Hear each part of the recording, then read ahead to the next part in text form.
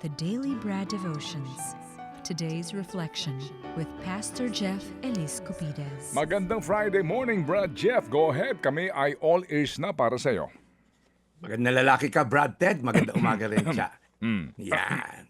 Thank you, Biyernes na biyernes po, Alam ko namang hindi kasi nungaling eh. Makulimlim dito, Brad Ted, sa amin. So, tapusin natin ang weekend sa magandang balita. Nasa serye po tayo ng mga miracles of Jesus. Ito po yung huling yugto. At ito po yung mga tanong ko sa inyo ngayon. May mga moments ba sa buhay na parang tinuldo ka na? Final na, sarado na yung oportunidad. Wala nang sagot, wala nang pangarap na nakikita pa na maliwanag. Nagsara na yung opportunity, magkabalikan kayo mag-asawa. Or worse, talagang wala ka nang naaninag na anumang pag-asa. Ganito pakiramdam po ng mga disipulo nung mamatay si Jesus. 3 taon nilang sinundan, ginive up everything para lang dito kay Jesus. Okay, nakita nilang gumawa ng maraming miracles, pero ngayon, patay na. Napako sa krus, nilibing, tinakpan ng malaking bato'y libingan para sa mga disipulo, tapos na. Right? Biyernes Santo. But early Sunday morning, yung mga kababaihan nagpunta na discover nila walang laman yung puntod at bukas yung pong malaking bato nakagdasog at wala na pong takip yung libingan ni Jesus. Now, sabi ng anghel, wala siya dito, bumangon siyang muli just as he said. Katulad ng sinabi niya, nababangon siyang muli, hindi ninakaw ang katawan, hindi nawala ng malay, talaga pong namatay siya at siya'y nabuhay. Sabi sa 1:1:25, ako ang muling pagkabuhay at ang buhay. Ang sino mang sumasampalataya sa akin, kahit mamatay, ay muling mabubuhay. Alam niyo po yung resurrection is not just a happy ending sa story ng buhay ni Jesus. Ito po ang pundasyon, ito yung bedrock foundation ng Christian faith. Dahil nabuhay po si Jesus sa pagkakamatay, sin was defeated, death lost its authority, Satan's power was broken, and hope became alive. Kaya po pag nakikita natin yung empty tomb, it tells us that God can bring life out of death. Pwede po siya magdala ng hope out of despair. Pwede siya magdala ng new beginning out of what appears finished. Kaya ikaw na nakikinig ngayon before I pray, maybe today may bahagi ng buhay mo na parang, alam mo yon, nasa libingan na. Pangarap na namatay, relasyon na wala ng pag-asa, karamdaman na tipong stage 4 na, puso na talagang napagod na, yung resurrection po does not promise that every situation mababago. Pero pinangako niya, yung darkness will never have the final word. Jesus has the final word. So every time may makita po kayong cross, parang defeat ang cross, no? It's the doorway to victory na ginamit ni Jesus. So today, do not place your hope sa circumstances, aayos din to. No, place your hope in Christ. Dahil talagang pag nakay Kristo, aayos ang buhay natin. Anong bahagi ng buhay mo yung kailangan mong ipagkatiwala ngayon sa resurrection power ni Jesus? Are you placing your hope sa circumstances na pabago-bago? Nakaupo sa malakang niya na pabago-bago. Okay? Every 6 years, bago nakaupo. Or you're putting your hope in the living Christ who never changes. 1:11:25, ako ang muling pagkabuhay at ang buhay. Ang sino mang sumasampalataya sa akin, kahit mamatay, ay muling mabubuhay. Yan ang sabi ni Jesus. Tayo manalangin, Panginoon, talaga pong ang buhay, Lord, ay punong-puno ng surprises. Maraming challenges, maraming pagkakataon na gusto na naming bumigay, gusto na naming mag-quit, gusto ka na naming talikuran at gumawa ng mga bagay na hindi kaaya-aya sa iyo, pero sure ball na may solusyon. Pero Lord, itong mga solusyon na to ay temporary lamang at nagdudulot sa amin ng kasawian sa huli. Kaya Lord, katulad ng mga disipulo na disappoint sila dahil namatay ang kanilang Diyos, pero namuhay ka muli on the third day na nabigay sa amin ng pag-asa. Tulungan mo kami, Lord, mamuhay ng tao na may pag-asa. Ang bansa namin, Lord, magkakaroon ng pag-asa dahil sabi nga, nakalimbag sa aming pera, pinagpala ang bansa, ang Diyos ang Panginoon. Salamat po. In Jesus' name, Amen. Amen. Amen indeed. Salamat na marami, Brad, sa iyong muli ay pagbibigay sa amin ng hope. Itong iyong paalalang ito. Pwede ba ako magtanong lang? Yes, Brad. Kung mamarapatin mo, Brad Jeff. Kasi itong aking gustong talakayin nga mamaya, maaari nating i-connect. No? Very timely itong iyong aral this morning. Sorry po, pasintabi lang po sa mga, kasi hindi ho naman, anyway. Yung pagiging cynical sa bayan na to, yung bang tipong ang nararamdaman mo parang may pag-asa pa ba ang bayan? Ilan na mga nakakausap natin, nakakasalubong natin. Ang tanong sa'yo, may pag-asa pa ba ang bayan? Tama. Alam mo yun, Brad, no? Yung, Yes.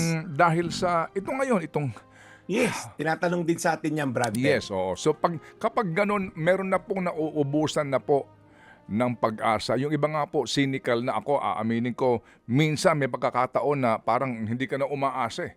Kasi nga, naging saksi ka, naging testigo ka Through the sa years. mga sa mga ipinaglalaban, tuloy-tuloy na laban, napapagal ka na, tuloy ang laban. Eventually, yung pinaglalaban mo, wala namang kinahihinatnan. Alam mo yun, ano ang iyong payo sa amin, Uncle? Alam mo, Uncle Brad Jeff. Ted, well, Brad Ted, ako naman ay talagang salita ng Diyos ang aking pundasyon. Ngayon, Brad Ted, maaaring ko rin silang tanungin, ano ba ang option natin? Kasi ano ba ang option? Either aalis na lang tayo sa bansa na to dahil kung may problema dito sa sistema, alis ka na lang. Yun lang sigurong option. Kung wala ka namang option, mamumundok ka. Magtatayo ka siguro ng sarili mong institusyon, sarili mong soberenya. Of course, magiging rebelde ka naman. Ngayon, pwede rin naman na gumawa ka na lang din ng illegal o immoral na katulad ng ginagawa nila. Kung wala kang opsyon mamundok, wala kang opsyon mga ibang bansa, at nandito ka, negosyante, mandadaya na lang din ako sa tax ko. Total, ninanakaw nyo naman pala eh. So, gusto ko rin tanungin naman yung mga taong ganun, Brad Ted, ano po bang option nyo? Ano po ba nakikita nyo na maging position nyo sa nangyayari? At kadalasan naman, wala namang di mabigay na solusyon kundi yung mga sinabi ko lang. Or baka may iba naman, sabihan nyo lang po ako. Or patuloy na lang po tayo nga asa. Kasi po, again, wag po tayo malimit dito lang sa temporal na kinalasasadlakan natin. Ang sabi naman po sa Biblia, ito po ay temporary lang. Tayo po ay dumadaan lang dito sa mundo na to, dito sa buhay na to. May naghihintay sa atin talaga na eternal. Okay? At yung pong judge doon, okay? Yung pong magiging hurado sa mga ginawa ng tao dito sa mundo, hindi yun nababribe, wala siyang political color, siya po ay just pagdating sa paghusga dito po sa limited na panahon na nandito tayo ngayon. Mangurakot ka ngayon, ano ba tatagal ka? 80, 90 anyos? Compare sa eternity na pagbabayaran mo yung kasalanan mo, gusto mong pag-isipan, tama bang investment yung buhay dito sa lupa, pamuhay ko na wala ang Diyos at mamatay ako habang buhay na wala rin ang Diyos. Kaya Brad Ted, ang meron tayo na may takot sa Diyos, yung mga may takot sa Diyos, we have a living hope. Meron tayong pag-asa na one day, kung hindi maayusin ni Lord to sa buhay natin, pagdating ko naman sa kabilang buhay, doon ko mararanasan ang totoong buhay, totoong kagalakan dahil nandun ang presensya ng Diyos. So, how I wish, Brad Ted, meron akong parang cut and dry or one-time solution na maipapayo, pero talagang let's just keep hoping na and praying and run the race na naka-fix ang attention natin kay Jesus. Sabi sa Bible, let us fix our eyes on Jesus, the author and perfecter of our faith. Medyo super, ang dating lang din, parang hyper-spiritual naman si Pastor. Wala bang... Ito, sinasabi ka agad rito ng ating manonood. Maghintay Yes. tayo na mamatay tayo. At doon natin makukuha ang pagbabago sa pupuntahan mo after death. No? Ito yung mga... yung mga kabilang sa napakarami siguro Yes. sa atin na Yes.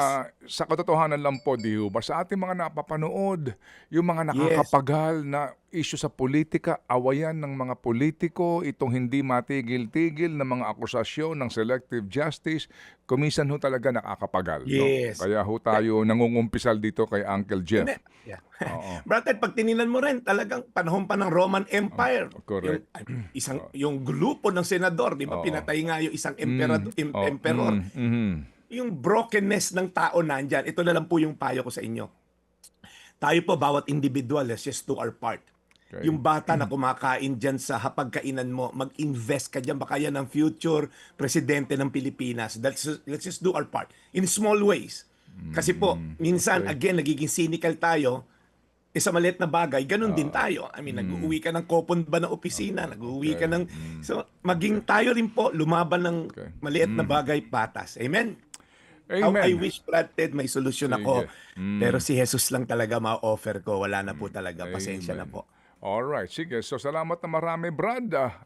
Kasi po kami tayo pong lahat, no? Siguro nga naghahanap po ng mga sagot sa ating matagal ng katanungan. Amen? Amen. Pero ang pinakamagandang sagot ngayon sa ating katanungan, ano po, kayo ho ba ay may trabaho pa? Yes, trabahuin nyo na maayos yan. Yan ang sagot natin. Kasi pasalamat po tayo, may mga trabaho pa tayo sa ngayon. Okay? Amen. Alright. Amen. So thank you, Brad Jeff. We'll catch you on Monday. Have a good weekend. We'll catch you tomorrow po, alas 4 sa Anchor Church. Okay, kung kayo po ay nasa Annapolis, Elan Hotel po, alas 4 po yan. Makita-kita tayo. At nasa online din naman po tayo. Pastor Jeff lang, Facebook at YouTube for live service. God bless you, Brad Ted. Ito po yung Daily Brad, your daily dose of inspiration. Thank you and serving the people, Brad Jeff Eliscopides sa ating The Daily Brad. Mga kapatid, patuloy po kayong tumutok sa 105.9 True FM para sa totoong balita, impormasyon, music and entertainment. Mag-subscribe sa aming YouTube channel at podcast at sundan nyo kami sa Facebook, Instagram, X at TikTok sa True Network PH. Bisitahin din po ang aming official website, truefm.ph. At panoorin din kami sa True TV Signal, Channel 19. Kami po ang 105.9 True FM. Laging true sa'yo, kapatid.